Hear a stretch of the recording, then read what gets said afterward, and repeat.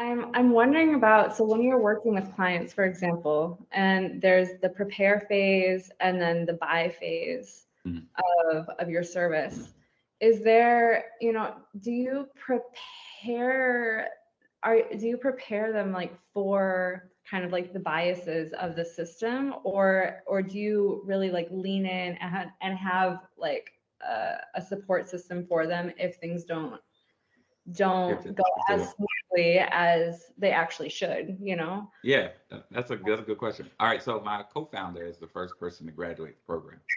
Okay. So, long story short, she was in my house. She's paying a certain amount of rent, so a lower amount of rent, so that she can save up to purchase her own home, no money down, no closing costs. And we were going through another nonprofit to levy that no money down, no closing costs. When she got to the end process where she was supposed to purchase a home, because it was a new developer in an extremely hot market, they wanted a closing date.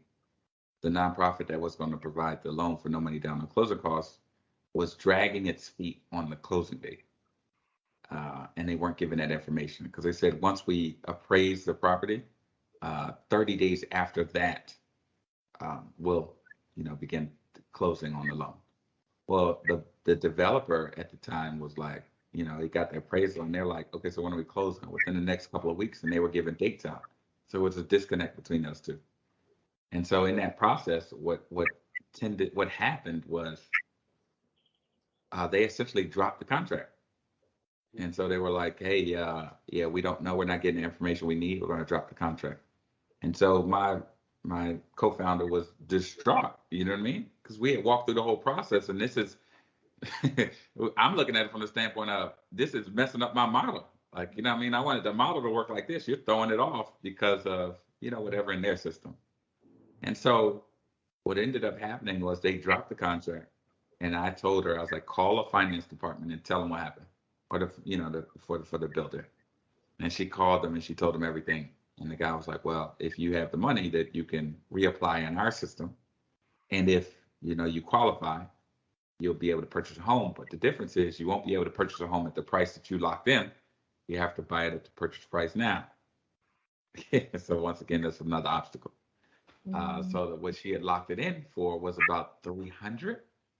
What it was at the time was 380.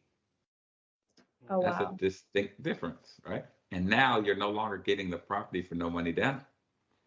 And so my thought process in that time was just be as supportive as possible and try to give all of the information needed to walk through the process. Now, fortunately enough, because I had been charging her what I had been charging her to live here, she saved a good amount of money.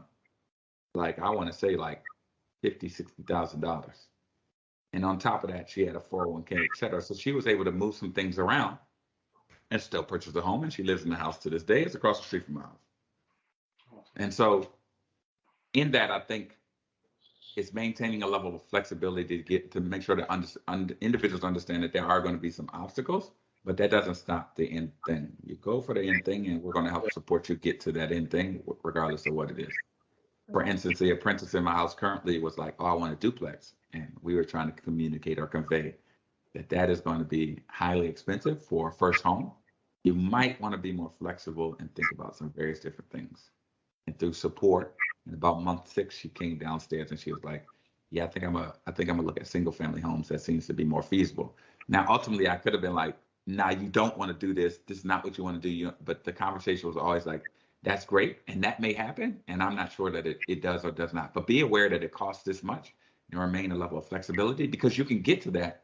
You can get this home and walk it up to the duplex, which seems more feasible, or you could go for this thing. I don't know. You might get a raise. You might get this. I have no clue what's going to happen in your life. But the point being is you have somebody supporting you along the way that gives you different alternatives and thought processes in regards to how you can reach the goal that you want to reach. And once again, having that awareness. So this apprentice that's in my house currently, she was the first person who we taught the awareness and healing course to. You know what I mean? Getting an understanding of why people choose the things that they choose.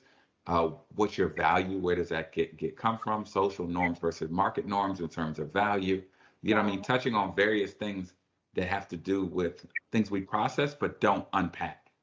And so she's the first person. And I taught it again this weekend to other people who are on the team. But those are the ways that we hit it from a different angle to allow people to just once again be aware. I can't, as Elijah said, I can't make you buy a house. You're going to do whatever you want to do. My goal is just to provide an environment that allows you to feel extremely comfortable with the process, and provide aspects of it that allow you to feel extremely comfortable. I told, I don't know if I said it to you, Elijah, but like I said, no one has like a comfortability score, I'm sure, because it's extremely difficult. But if you can tally somebody's comfortability, don't you all steal this now? If you tally somebody's comfortability from here and see what it's like at the end and see how that translates into home ownership, then now you can begin to leverage that and utilize that for not only yourself, but for other companies who want to partner with you. So I'm saying this on the record. That's my idea. Social equity. Hey, Kobla, you can't give a product guy a KPI and expect Hey, okay, I understand. Here's the thing. Here's what I like about this. This is why I have no fear. If you were to steal it and it's successful, first of all, we got it recorded. That's one. Then two, because now it's tangible. I know about copyrights. I know how this works. The second part about that is if you were to take it and you were successful at it, that's all the more good, because ultimately we want people to get in the houses. I don't care about that.